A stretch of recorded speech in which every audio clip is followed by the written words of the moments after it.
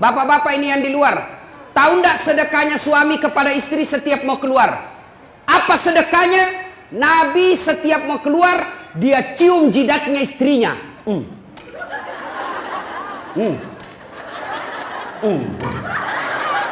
Dicium. Coba, ciuman suami sebelum pergi kerja, sedekah seorang suami kepada istrinya. Maka bapak-bapak mulai besok sedekahlah sebelum keluar rumah. Kalau nak lupa suami tak ibu, kalau nak lupa suami tak, kasih ingat, Pak, sedekah. Sini kau aku sedekah kau. Tapi ibu juga harus cantik. Mau disedekahi baru banyak osing. Mau disedekahi bau kalepanya. Kariwil rambutna, kuning gigina. Nah bila suami tak, jauh-jauh kau deh. Ibu bapak, saudara-saudara sekalian yang saya hormati, saya mau cerita. Nah, ketika Rasulullah Sallallahu Alaihi Wasallam usia 40 tahun, Rasulullah kemudian menerima wahyu di Gua Hira. Gua Hira ini kurang lebih 7 kilo dari kota Mekah. Naiklah Nabi ke Gua Hira, datang malaikat Jibril. Malaikat Jibril memeluk Nabi. Nah pakai Nabi tak, dia peluk. Lalu Jibril berkata, "Iqra, baca." Nabi bersabda, "Saya tidak tahu membaca." Malaikat Jibril ulang lagi, "Iqra, baca."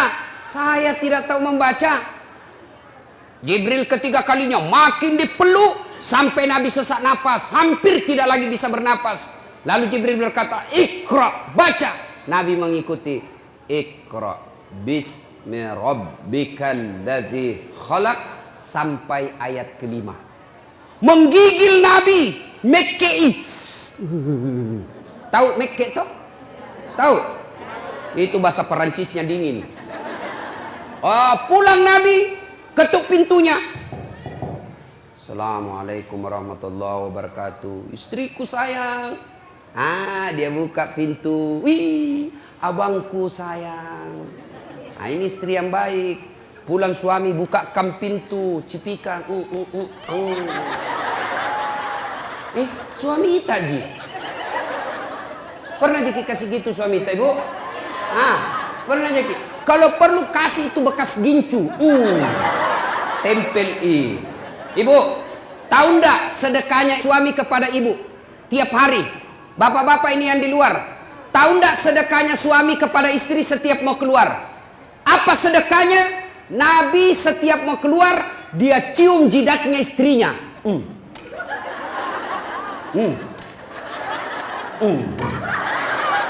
Dicium.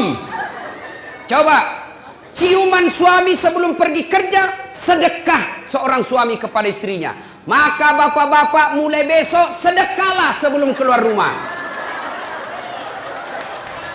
Kalau nak lupa suami tak ibu, kalau nak lupa suami tak, kasih ingat, Pak, sedekah. Sini kau aku sedekahi kau. Tapi ibu juga harus cantik. Mau disedekahi baru banyak osing. Mau disedekahi bau kalepanya. Kariwil rambutna, kuning gigina. Nah bila suami tak, jauh-jauh kau deh. Ya.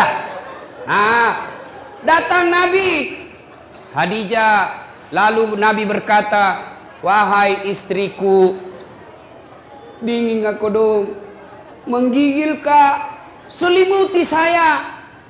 Masya Allah. Bu, ku tanya ki dulu. Ini misalnya toh 3 hari 3 malam tidak ada suami tak, ditelepon tidak aktif HP-nya, dicari tidak tahu kemana, tiba-tiba datang menggigil. "Ibu, selimuti kak." Kira-kira kita selimuti bu? Oh ibu, kita selimuti? Tidak. Paling selimuti kak, langsung, "Dari mana kau?" Langsung diinterogasi. "Selimuti kak ibu." Langsung dia bilang, "Cik dakol." Itu Khadijah, suaminya 3 hari 3 malam keluar, pulang kedinginan. Wahai istriku, selimuti saya. Khadijah menjawab, sami'na wa ata'na. Saya dengar dan saya taati. Maka hikmah pengajian pertama, ibu, pulang ki pengajian ini, apapun nak perintahkan ki suamita, selama tidak bertentangan agama, wajib ibu ikuti. Saya ulang, apapun nak perintahkan ki suamita, selama tidak bertentangan dengan agama, ibu wajib mengikutinya. Dosa kalau tidak ikut. Tahu? Bu, pakai kok jilbab. Siap. Jangan yang sampi-sampi. Siap. Jangan yang pendek-pendek. Siap. Kalau ibu tidak lakukan, bukan cuma dosa kepada Allah, tapi juga dosa kepada suaminya.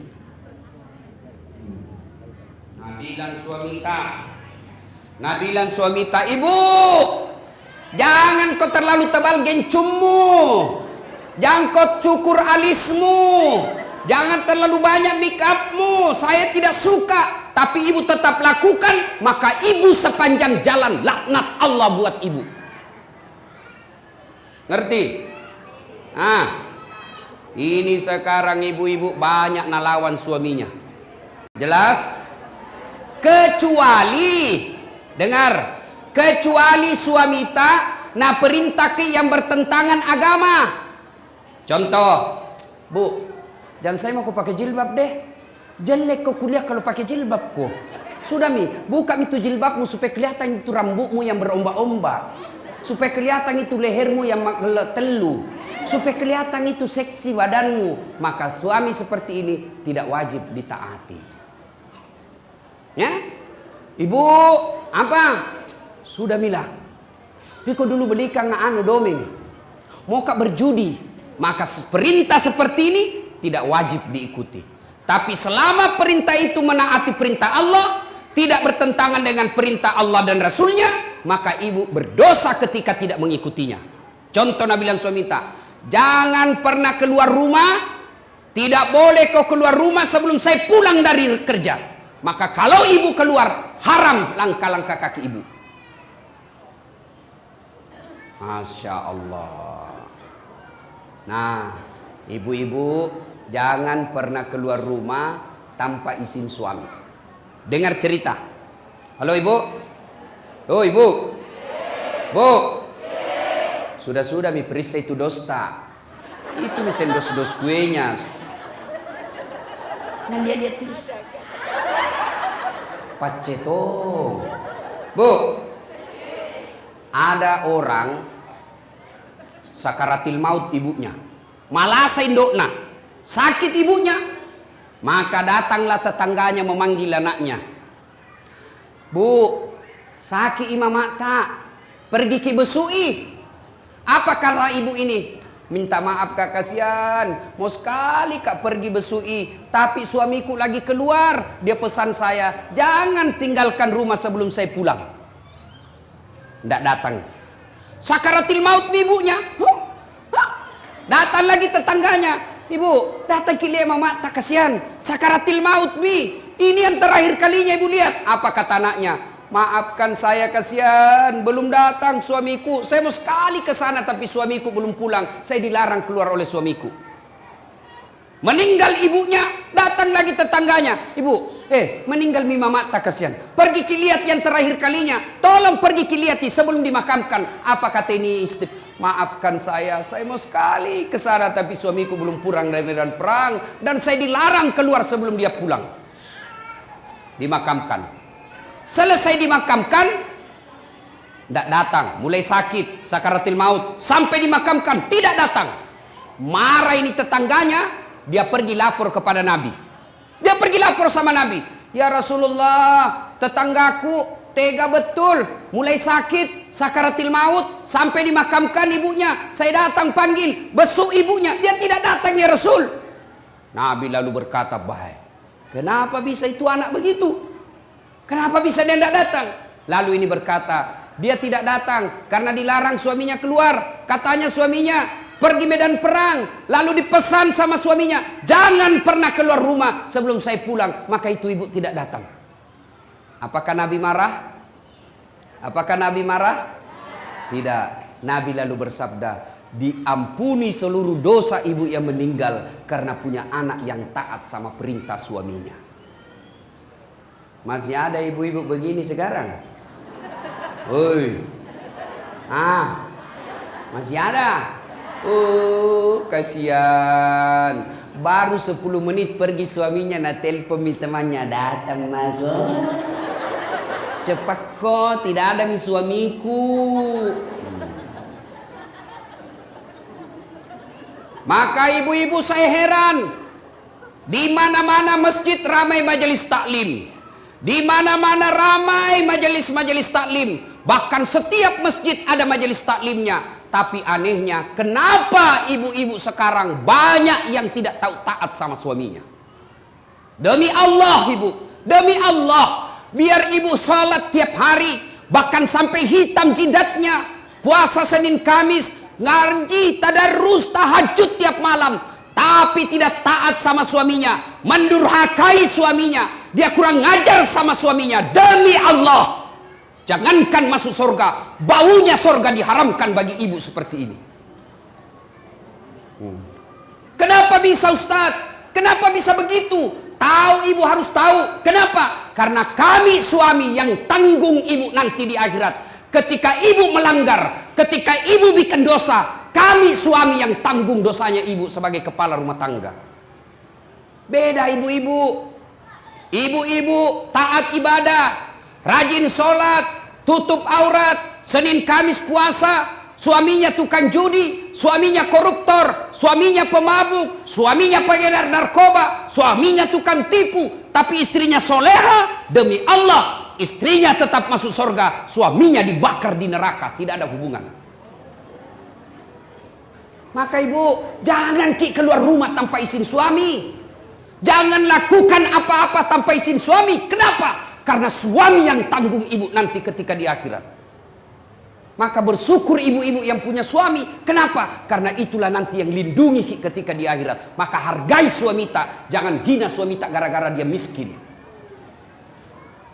Ini banyak ini istri kurang ajar sama suaminya, mentang-mentang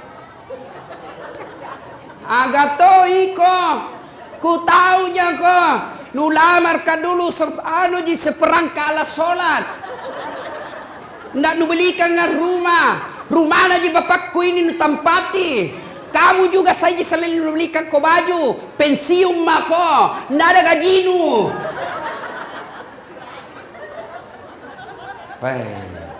Istri seperti ini bu, nah tunggu ko malaikat, nah belender ko nanti. Yang ketawa serius kah ini? Ya. Salatullah, salamullah ala toha rasulillah. Salatullah, salamullah ala yasin habibillah. Tawassalna bismillah wabil hadi rasulillah wa kulli mujahidinillah bi ahlil badri ya Allah. Ya Allah, jadikanlah cinta kami kepada Rasul-Mu. Kami sangat mencintai Rasul-Mu ya Allah. Kami sangat merindukan Rasul-Mu ya Allah. Karena cinta kami kepada Rasul-Mu ya Allah, jadikanlah acara ini berkah. Dan ilmu yang kami peroleh, kami mampu mengamalkannya ya Allah. Ibu bapak, saudara-saudara sekalian yang saya hormati. Satu, taati perintah suami. Jangan sampai ibu bermajelis taklim sudah 5 tahun. Tiap pengajian datang, tapi tetap durhaka sama suami. Sia-sia majelis taklim tadi. Ya. 2, Khadijah tidak pernah sangka buruk kepada suaminya. Tahu sangka buruk? Tahu sangka buruk? Curiga curiga yang berlebihan. Khadijah, dia laksanakan apa perintahnya, lakukan, dan tidak pernah sangka buruk. Yang kedua, pengajian kita pertama tadi, perintah suami laksanakan. Yang kedua, jangan pernah sangka buruk, berprasangka jelek sama suami. Nah, telepon suaminya ndak nak jawab. Mana lagi ini, kasihan. Ih, kenapa ini 3 kali ku telepon ndak nak jawab-jawab. Dari pagi sampai sore ku telepon ndak nak jawab-jawab. Nih, mana lagi ini, pasti ketemu lagi tuh tamang mana. Ini sangka buruk. Sangka baik. Kenapa dia tidak terima teleponnya? Oh ternyata tertinggal HP-nya di pos ronda. Kan dia tukang ojek. Di telepon, tiba-tiba ada teman tak telepon ki. Kuliah suamimu bonceng cewek. Bah, mesrana lagi. Bolak-balik bonceng cewek. Sangka baik. Bagaimana dia tidak bonceng cewek? Kerjanya tukang gojek. Sangka baik. Ibu-ibu, jangkit sangka buruk. Telepon suami tidak ada jawab. Oh, mungkin lagi buang air besar. Masa mau terima telepon? Sedikit lagi. Tidak bagus. Sangka baik. Nah, masyarakat telepon Bu Camat tidak dijawab. Sangka baik. Oh, barangkali Bu Camat lagi menghadap sama Pak Wakil. Nggak enak kan terima telepon. Iya Bu, ada Pak Wakil di depan. Kalau saya boleh, tunggu dulu HP-mu itu. Kau nggak hargai saya. Di telepon Pak Wakil tidak dijawab. Sangka baik. Oh, mungkin lagi rapat dengan anggota DPR. Jangan langsung bilang, dede sekalian sudah dipilih, nah lupa maki. Sangka baik. Ada lagi Ibu Ani datang ke sini, sangka baik. Itu Jina datang itu karena mau dipilih, sangka baik. Sangka baik, jangan pernah sangka buruk. Jelas. Tidak ada itu baiknya sangka buruk. Contoh. Ada ibu-ibu 7 tahun menikah tidak ada anaknya. 7 tahun. Tiba-tiba di tahun ke-8 dia pergi periksa ahli kandungan. Cek. Nah bilang dokter, alhamdulillah ibu sudah terlambat 2 bulan. Langsung dia bilang, alhamdulillah. Nah telepon suaminya, Pak, alhamdulillah terlambat 2 bulan. Nah bilang suaminya, alhamdulillah. Jangan kau dulu cerita-cerita sayang nanti tidak jadi, malu ki lagi tuh. Baiklah, rahasia bersama, tidak ada cerita. Beberapa hari kemudian datang petugas PLN. Assalamualaikum. Waalaikumsalam. Kata ibu, siapa ya? PLN ibu. Kenapa ki Pak? Ibu terlambat 2 bulan. Kenapa bisa tahu ini? Dari mana tahu ini? Langsung dia sangka buruk sama suaminya. Pasti ini lagi lah bolong ini, pasti karena kebetulan suaminya hitam. Lah bolos sih. Datanglah kasihan suaminya capek bekerja di kantor, dimarahi sama bosnya, di jalan kempes ban mobilnya, baru buka pintu langsung. Memang tong kau lah bolong, pembohong. Bilang jangan kau ngomong, kenapa kau ngomong? Apalagi masuk itu comok. Karena istilah comok. Terjengkel Tommy orang capek, langsung kini bilangi bolong. Nah balas nih, maga ke comok. Baru orang datang capek-capek mengamuk-ngamuk. Kenapa di itu PLN bisa tahu saya terlambat 2 bulan? Pasti kau yang cerita. Nah kita aja berdua. Nah kenapa bisa tahu PLN? Bukan saya kasih tahu. Marah ini suaminya di kantor PLN. Hei, kenapa kau bisa tahu istriku terlambat 2 bulan? Nah bilang ini ada catatannya Pak.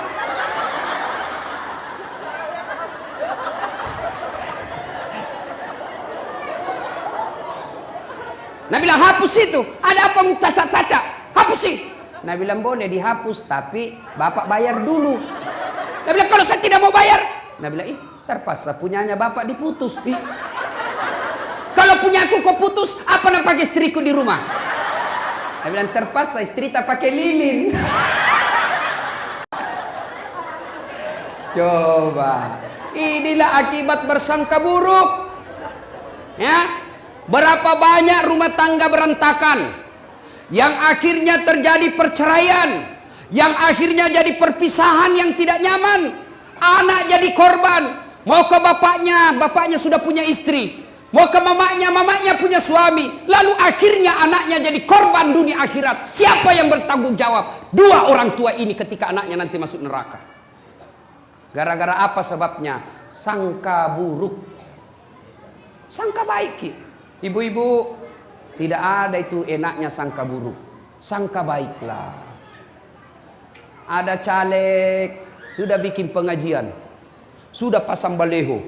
Sudah datang silaturahmi. Bagi-bagi jilbab. Ternyata tidak terpilih, sangka baik. Oh, bukan itu yang terbaik buat saya. Saya dulu 2013 ikut pilwali di Makassar.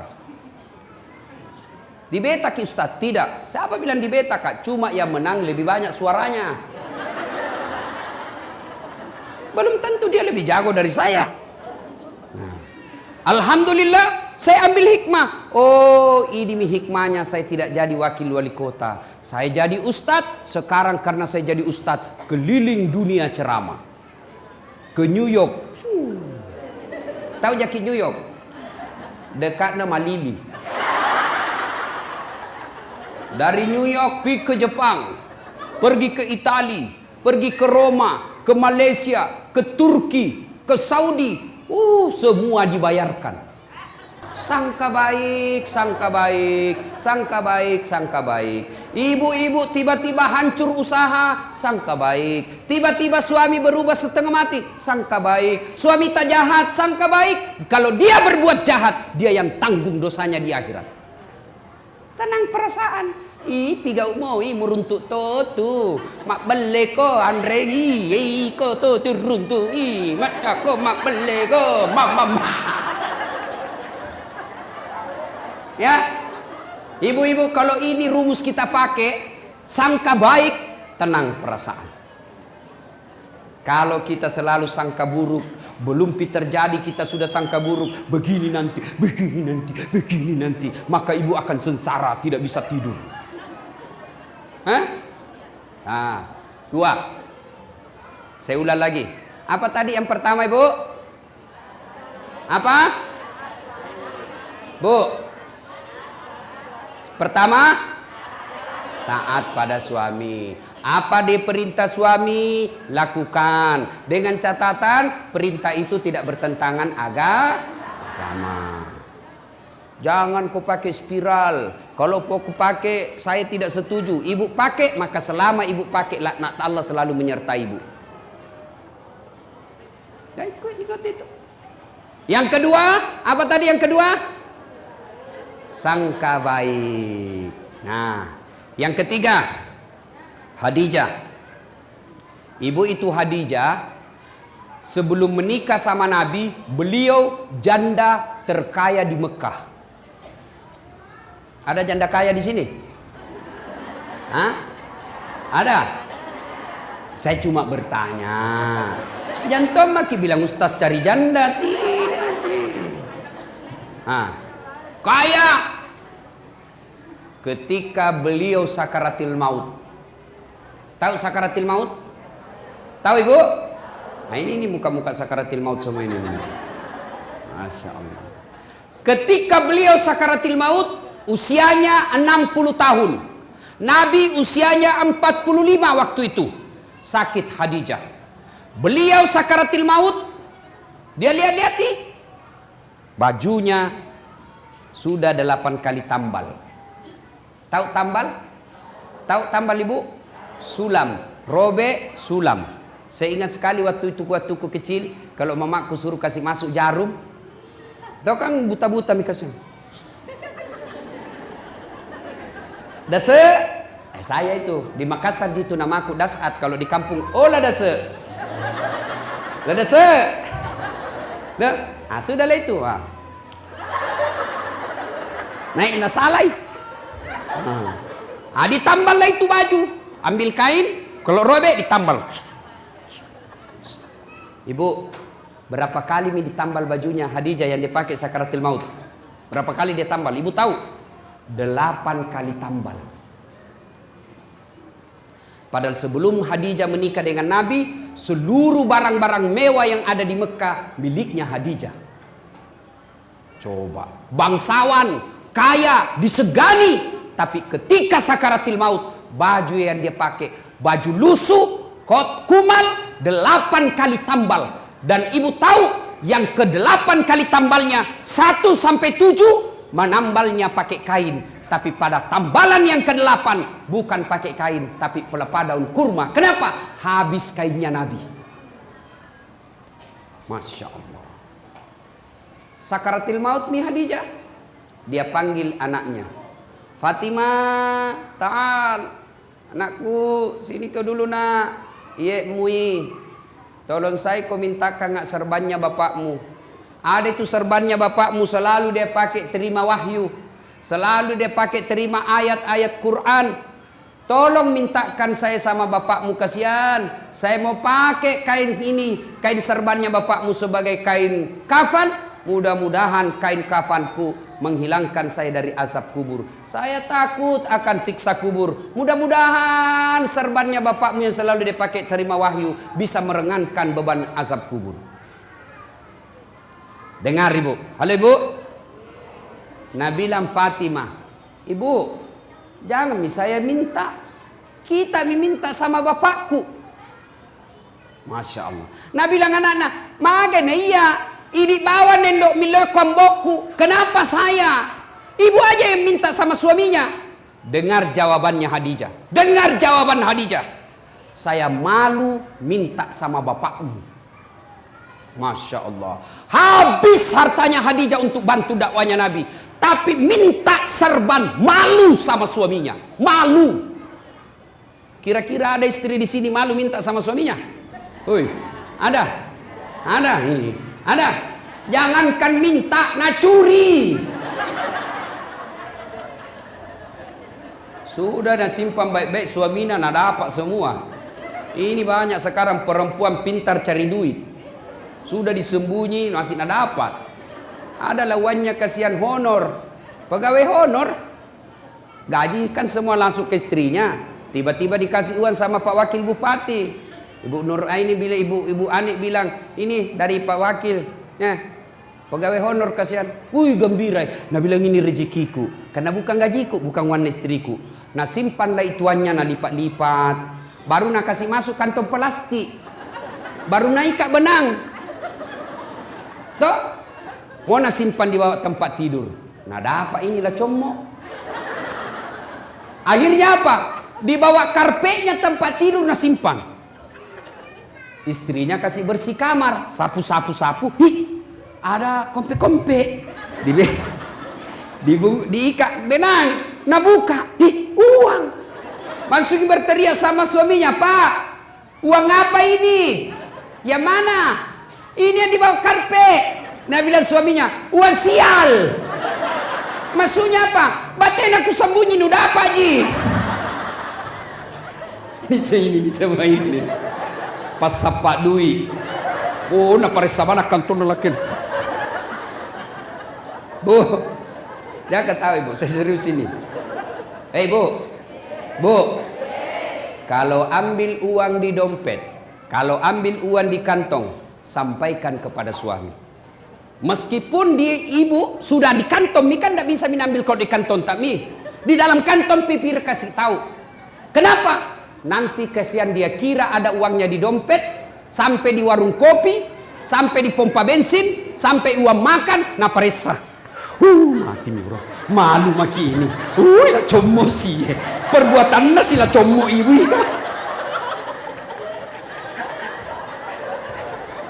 Jelas? Itulah sebabnya ibu tidak boleh ibu ambil tanpa izin suami. Kenapa? Karena itu pasti ada tujuannya. Mengelola keuangan rumah tangga itu ada materinya, ada manajemennya. Gajinya suami, ambil suami 100% oleh istri. Tapi penghasilan-penghasilan lain itu uang suami namanya.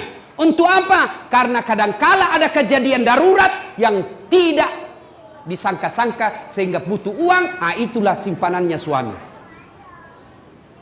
Gajinya suami pembeli beras, pembeli ikan, pembeli lauk pauk, pembeli lain-lainnya. Tapi ketika tiba-tiba mobil tabrakan, pak, tidak mungkin uangnya gajinya dari istri yang sudah diambil, maka itulah simpanannya suami. Maka ibu jangan ambil ketika ada simpanan suami, karena itu pasti ada tujuannya disimpan suami tak.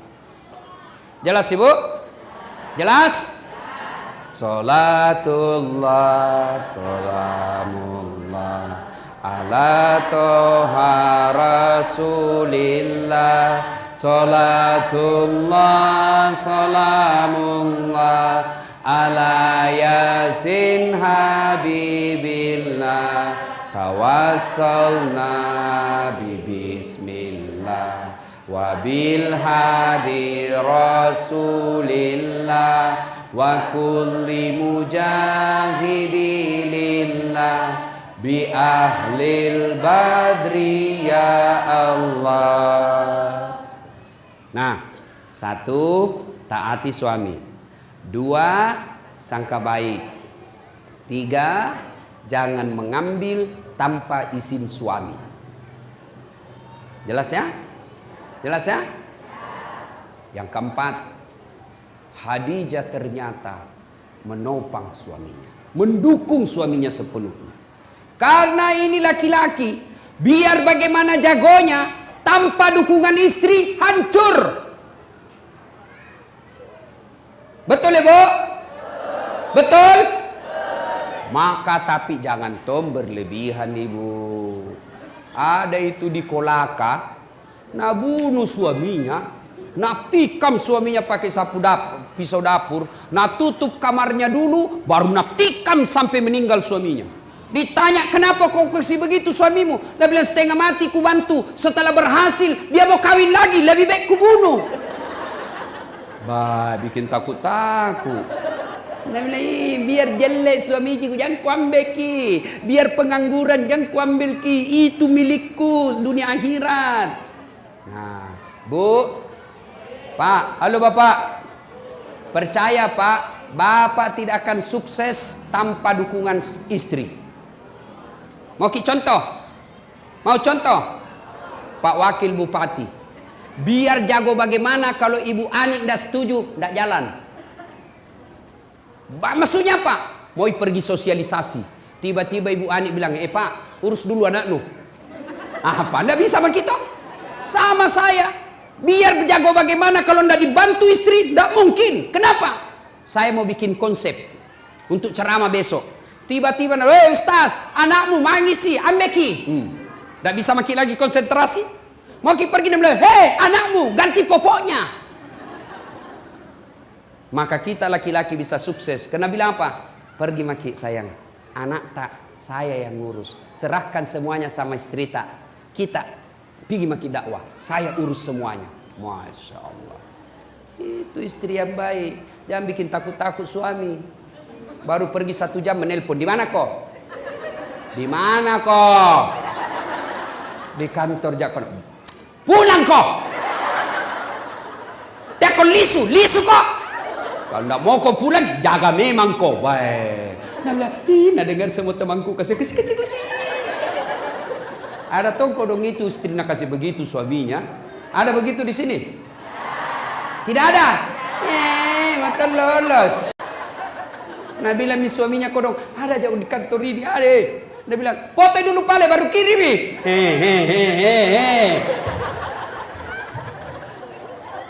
Woi Pak, ada ki begitu di sini? Takut sama istri tak? Ada. Woi Pak Desa, takut ki sama istri tak? Berhenti jadi laki-laki. Apa mau takut sama istri? Nah kita lamar nih, dibikinkan rumah, dibelikan mobil, semua cicilannya kita bayar nih. Baru mau kita takut sama dia, bagaimana ceritanya? Marah Ustaz, nah banting itu pintu, banting tongi pintumu. Nah pecahkan piring Ustaz, pecahkan satu lusin. Piring bisa dibeli, tapi harga diri tidak boleh diinjak-injak. Allahu Akbar.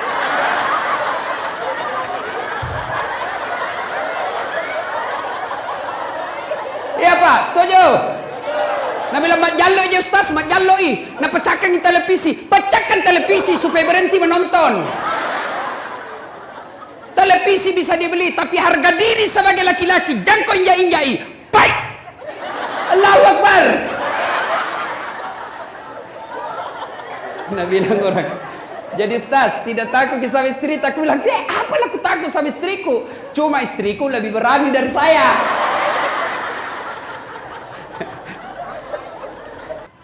Maka pengajian kita yang kelima adalah, Bu, ada masalah, jangan cerita ke tetangga, jangan cerita ke keluarga, lebih baik cerita kepada Allah. Bagaimana caranya? Tunaikan sholat, tingkatkan kesabaran.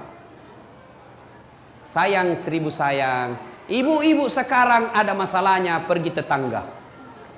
Suamiku itu deh jeleknya, pelit, maseke, sudah kalau tidur ngorok. Ini makin tua makin bau kalepaknya. Enggak aku tahu itu suami. Masa suami tak kasih jelek-jelek begitu sama tetangga? Coba, itu suamiku pelit sekali, nak pegang uangnya, nak kasih sama sekali. Kalau datang tidak pernah tong senyum-senyum. Masa rahasia rumah tangga kita ceritakan? Maka istri seperti ini tidak akan mendapat kasih sayang dari Allah Subhanahu Wa Taala. Jangan heran kalau ibu selalu cerita kejelekan orang, ibu cerita kejelekan rumah tangga, dia umbar semua aib rumah tangga, maka hidupnya, hatinya tidak akan pernah dapat ketentraman. Kenapa? Karena Allah menjauhkan dia dari rahmatnya. Kau suka cerita kejelekan-kejelekan rumah tanggamu, maka Allah tidak akan senang kepada kamu. Allah tidak senang kepadamu, maka jangan heran hidupmu tidak bisa tenang hatinya. Jelas? Maka kalau ada masalah tak ibu, ambil wudhu, ambil sajadah, ambil kudung, ngadu kepada Allah. Dalam solat namanya solat hajat. Minta maki kepada Allah. Ya Allah, saya tidak sangka suamiku begini. Saya tidak senang suamiku begini ya Allah. Tapi inilah jodohku ya Allah. Engkau yang menentukan jodohku. Saya tidak senang laki-laki seperti ini. Tapi Engkau berikan saya seperti ini. Maka berikan saya kesabaran ya Allah. Kuatkan hatiku. Tingkatkan kesabaranku ya Allah. Agar ini bisa kulalui secepatnya. Ini tidak. Ada masalahnya ambil Facebook. Update status. Tidak kusangka kau begitu.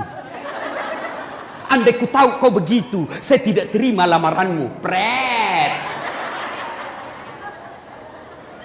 Ini kan banyak begini. Apalagi, coba ku tahu begini, tidak mau kawin sama kau. Apalagi tidak mau naduami anakmu. Jelas? Ibu-ibu, ada di sini rumah tangga tidak ada masalahnya? Ada? Ada? Tidak ada orang tidak ada masalahnya. Cicilan belum lunas, anak tidak dapat kerja, suami makin kajili-jili, motongi cantik istri, motongi mulus muka, penuh dengan masalah. Maka masalah itu bukan masalah. Masalah kita adalah bagaimana mengatasi masalah. Mengatasi masalah tanpa masalah. Weh, ini warna pegadaian ibu-ibu ini. Bu, ada masalah tak, ngaduki kepada Allah. Dalam cara apa Ustaz? Tingkatkan kesabaran, tunaikan sholat dengan sebaik-baiknya, perbaiki 5 waktu, tambah sholat-sholat sunnah, terutama sholat hajat di malam hari. Allah janji, ud'uni astajib lakum. Minta kau kepadaku, pasti saya kabulkan. Itu janji Allah. Salatullah, salamullah ala toha rasulillah. Salatullah, salamullah ala yasin habibillah. Tawassalna bismillah wa bil hadi rasulillah wa kulli mujahidilillah bi ahlil badri ya Allah. Alhamdulillah, 5 ini kita bawa pulang. Insya Allah kita amalkan Bu, ada gunanya pengajian. Tapi kalau pulang ini tidak ada diamalkan, maka kita hanya datang turut ramai, tidak ada faedah yang kita dapatkan.